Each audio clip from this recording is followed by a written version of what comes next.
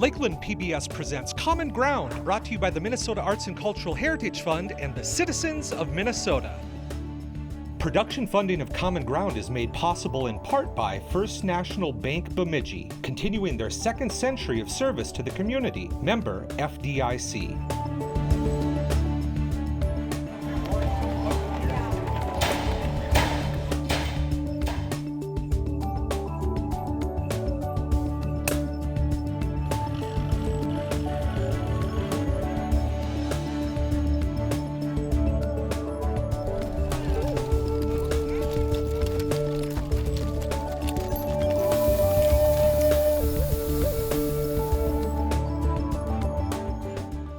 Welcome to Common Ground. I'm producer-director Scott Knudsen. In this second part of my love letter to Itasca State Park, we look at the volunteer group Friends of Itasca.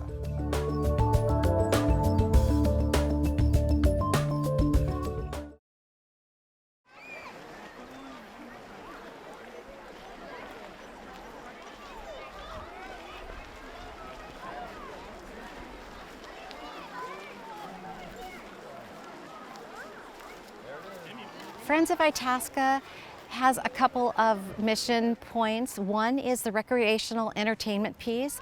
One is to preserve the park and the nature that's here. And the third one really is the historic and ecological part of the park. So those are our three components, and we do all sorts of things to support those three mission components. With the Friends of Itasca, it's just a volunteer group. It can be anybody who can join. Sometimes people think you have to be someone special, or you have to be asked to join this club, or you have to have an education in a certain degree to become a friend of Itasca. You don't. All you have to do is just love Itasca State Park.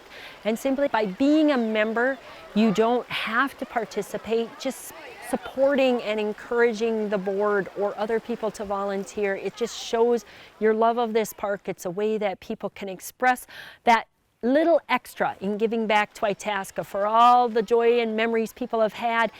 For many who become members, it's their way of giving back to the park for everything that they have gotten in the past from enjoying Itasca. And membership is easy. All you do is fill out a form. There's nice price breaks. It's not going to break a person's pocketbook. And the Friends are always looking for new members to just be a part of Itasca. And if you want to learn more, you can go on their website. They have a beautiful web page. It talks about the Friends. It shows projects they have done. It has pictures of activities and events they have helped. But also, it just shows wonderful pictures of Itasca. It's like any place that we love.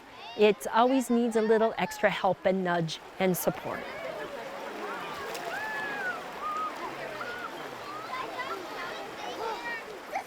Well, we like to think that Itasca Park has its own personality that's totally unique to northern Minnesota. And of course, we would like to think it represents northern Minnesota in the best way.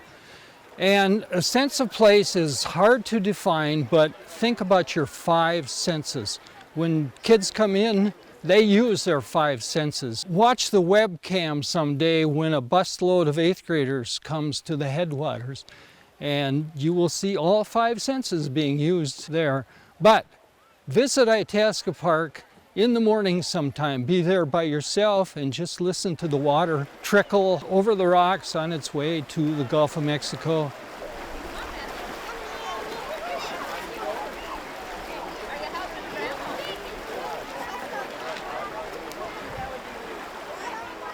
That sense of place, or go to Preacher's Grove and hug a tree, smell a tree, look up at the branches, that sense of place.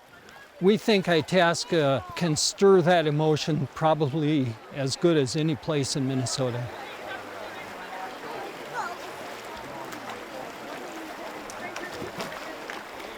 And I appreciate just seeing the younger generation enjoy the park on their own terms. They get to participate in nature programs.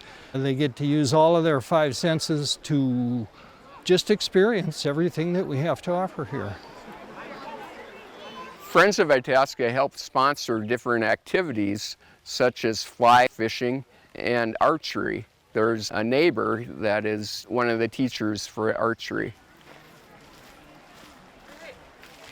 My name is Roberta Anderson, and I am a volunteer with Friends of Itasca. And I wanted to be part of Friends of Itasca because I love this park. I recently accepted a board position with Friends of Itasca. It's great to be working with 12 other people in trying to better the park and making it just an exciting place for visitors. Itasca's been a favorite of mine for a long time. When our children were young, we came to the park and did camping in Bear Paw Campground. And as I drove by today, I still saw the sign of Bear Paw. So it's amazing that it's still there. I remember all the hikes from the campground over to the lodge. I remember the mosquitoes. I remember the campsites full of marshmallows and people having evening fun. So it's been a long time, and so it's something now I want my grandchildren to enjoy just like my children did. So when I bring my grandkids, which is every year, and I have 3 sets of grandkids, we always make a trip up to see the headwaters and of course walk across the slippery rocks and many times fall in. But they also know that at the end of that little adventure there's an ice cream spot right there to sit out on the patio and have their favorite kind of ice cream. It's a real treat. Oftentimes we'll swim, we'll play at the playground, we'll go over to the lodge and have iced tea out on the deck and just listen to the birds and watch the hummingbirds. We'll do biking. We've biked the paths, we've hiked the hiking trails. We just try and do as much as we can to get full participation in all the things that the park has to offer. I'm Eric Hoagland, and I'm a member of the board of the Friends of Itasca. I've been on the board for about 4 years. Kind of the main thing we do is just help out the park. There's always things that they need that they can't get, so we help them out on different things. My name is Harold Fensky. We're at Lake Ozawindib in Itasca Park, and I am with the Friends of Itasca Park. We're a service organization. We're here to support the DNR and kind of fill in the cracks where DNR funding is not quite there, and just to promote the well-being of the park and make sure that visitors have the best experience possible.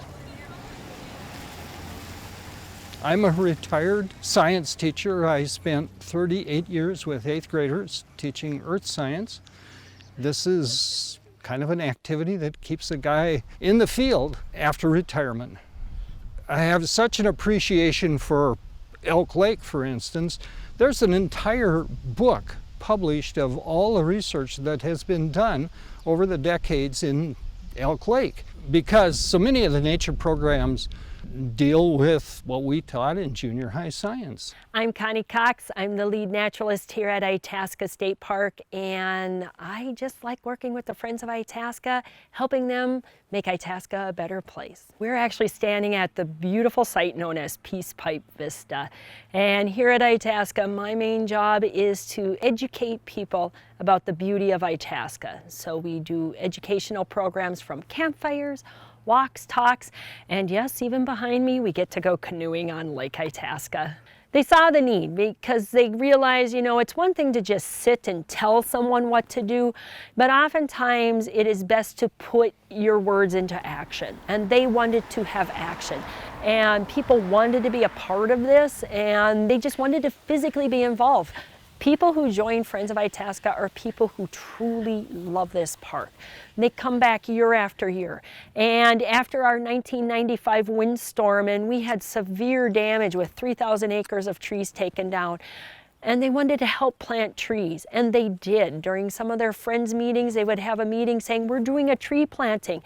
And members of the Friends of Itasca from the Twin Cities and Rochester and, you know, all points in Minnesota who are members came and helped plant trees. They came and helped build the playground equipment and install that.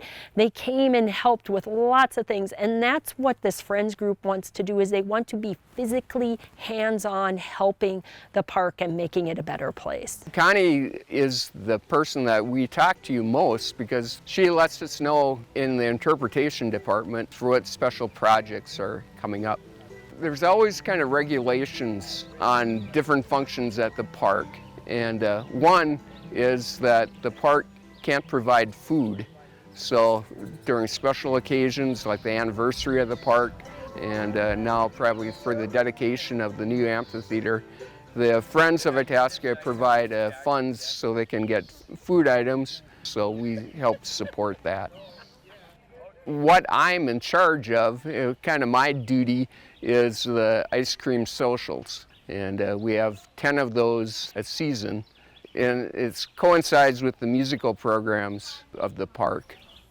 I think Friends of Itasca brings in music, extra enjoyment. We bring in speakers. And many times we'll serve ice cream also, just to make the whole event one big package where you've got some tasty treats as well as some wonderful music. Sometimes the music is on the lawn, sometimes it's inside depending on the weather.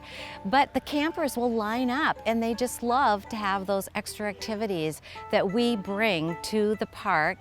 And also to think about Friends of Itasca, when we have a raffle, we are offering some exciting packages. Imagine whoever wins, they get to come to the park for a full weekend and have all their lodging, their meals, and entertainment all paid for. And so that just extends the entertainment and the enjoyment that people have. I know that last year, Friends of Itasca served over 50,000 people with all the activities, lodging, food, fun. And if they looked at an annual visitor for the whole year, it was over 500,000 people from all around the country as well as the world. So it's really fun to be part of something that can serve such a large group of people and just see the sparkle in their eyes and see how they get inspired with nature.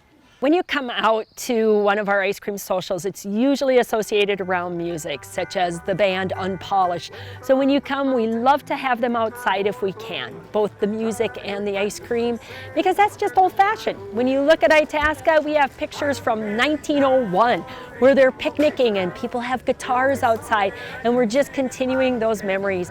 And so when you come, you'll be hearing beautiful like bluegrass music, you'll have the sound of the wind in the pines, you'll have birds singing, you'll have families pulling out their blankets and sitting there enjoying music, little kids dancing, well, little kids of all ages out dancing to the music, and then of course everybody just sitting around with a good old-fashioned bowl of ice cream, which was very typical here in Itasca on Sundays.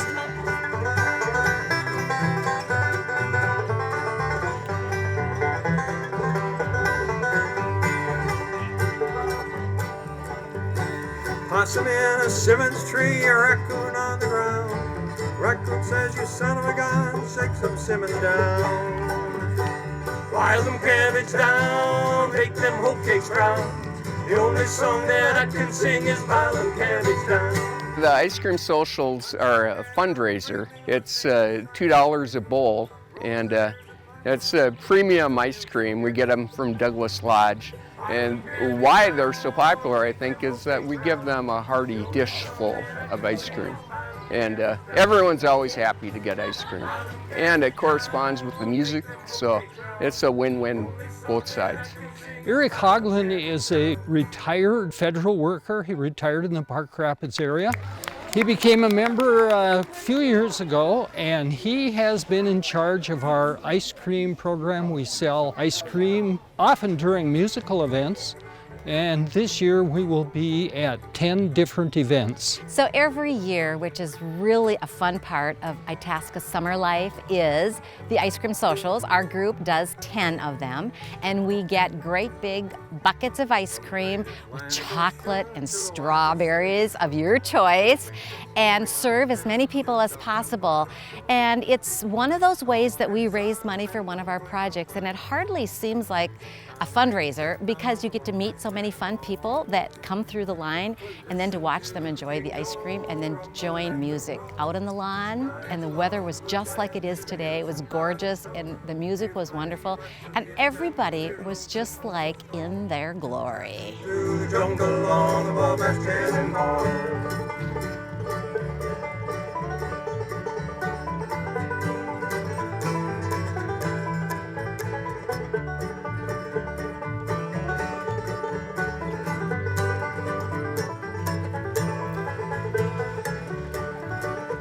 Well, the eastern states are dandies, so the Eastern people say.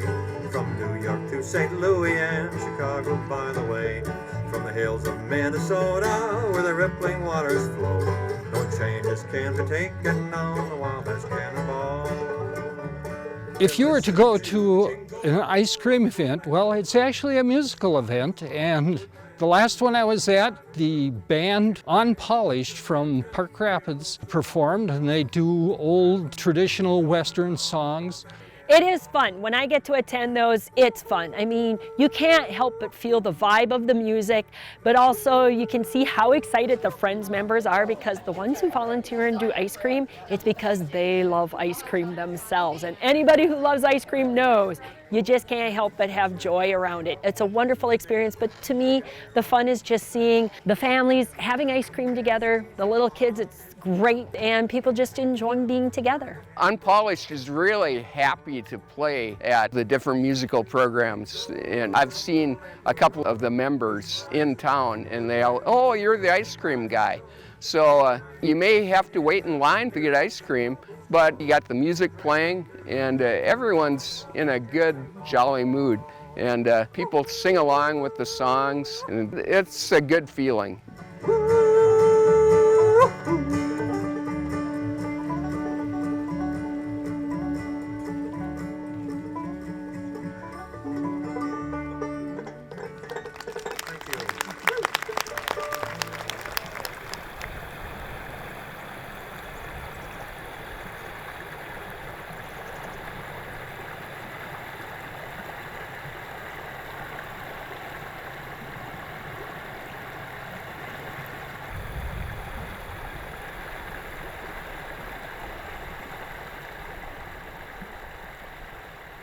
You know, a lot of times people think summer is the only time to come out and enjoy Itasca, but what I love about Minnesota is we have 4 seasons, and it continues on into the winter because we get some beautiful snow here in Itasca, and what a wonderful place to go snowshoeing.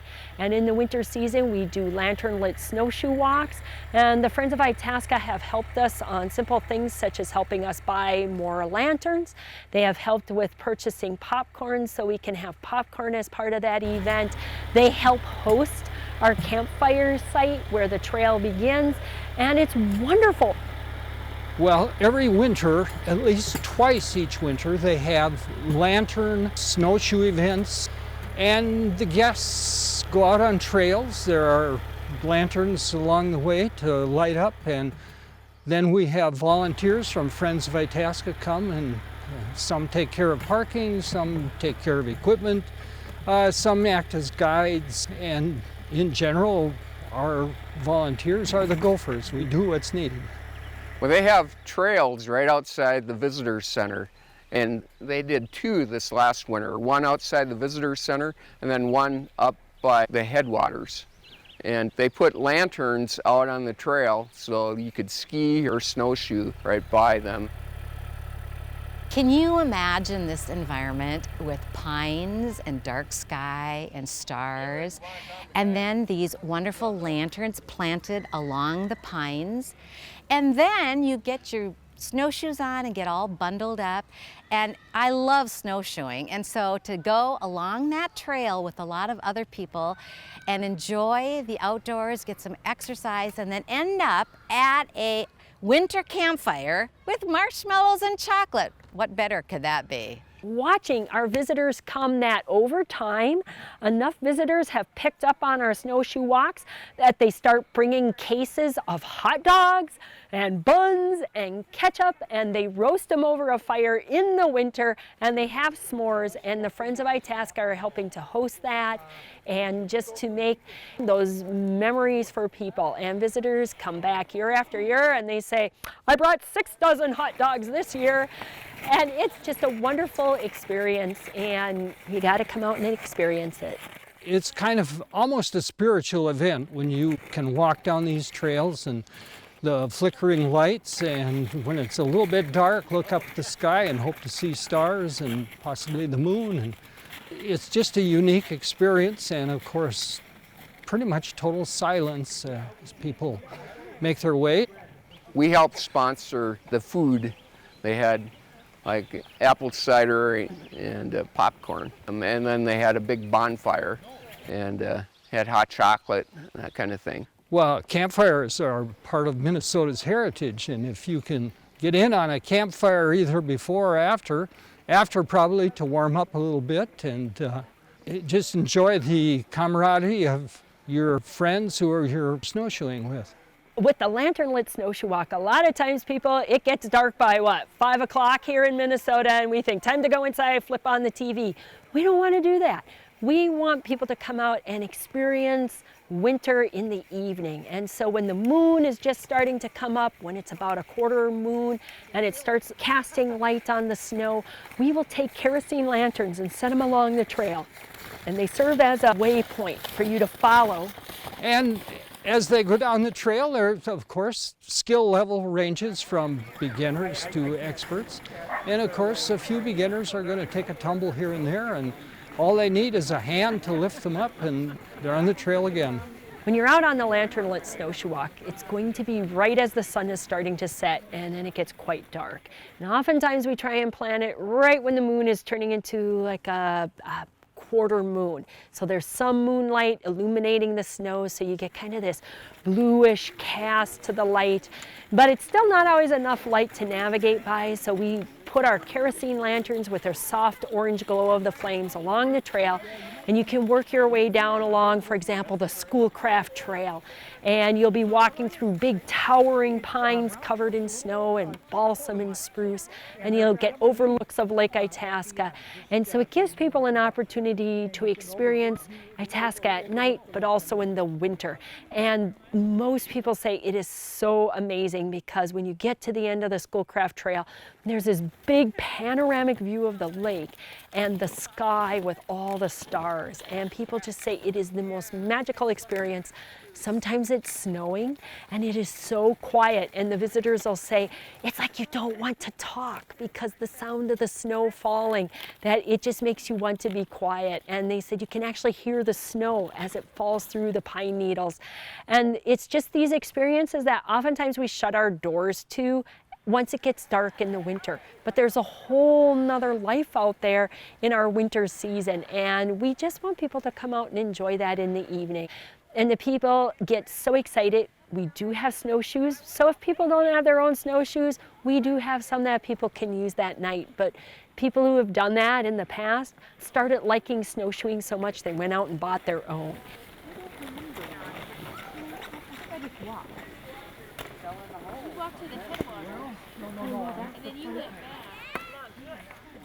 Friends of Itasca provided the playground equipment in the park many years ago, and it has gotten so much use that some of the playground pieces are no longer workable. And so we've had to take some out of use. So what we're going to do is raise money this year to fix those playground pieces or restore or repair or buy new ones, whatever it means. So I'm excited about that because I love children and I love to see the smile on their face when they're on the playground. One of the reasons I joined Friends of Itasca is I really am interested in the preservation of the nature that we see here. You know, when we have a big storm and trees blow down, it makes my heart very sad because we have to be planting trees. They take 50 or 100 or 200 years to get to this beautiful height that they are. And so my goal is my grandchildren and my great-grandchildren and future beyond, that they can come to a place like this and just enjoy these awesome trees. I'm interested in making this park more well-known to others that haven't had the opportunity to visit. So if we can get the word out, share the fun, share this awesome experience, that would be a huge goal for me. If someone wants to volunteer with Friends of Itasca, you could just go online, and we have a website and then a Facebook site, and you can find all the information right there. That's where we say the Friends is so vital, because it's one thing to say, I'm going to build this beautiful building. But if you can't have speakers come in and bring life to that building, what good is it? You never know how their actions are going to help reach out to other people visiting our park and what that person might be going through and how you help them through this beautiful setting around us, but also what other recreation we can provide to make it meaningful. Thank you so much for watching. Join us again on Common Ground. If you have an idea for Common Ground in North Central Minnesota, email us at legacy@lptv.org or call 218-333-3014. To watch Common Ground online, visit lptv.org and click Local Shows.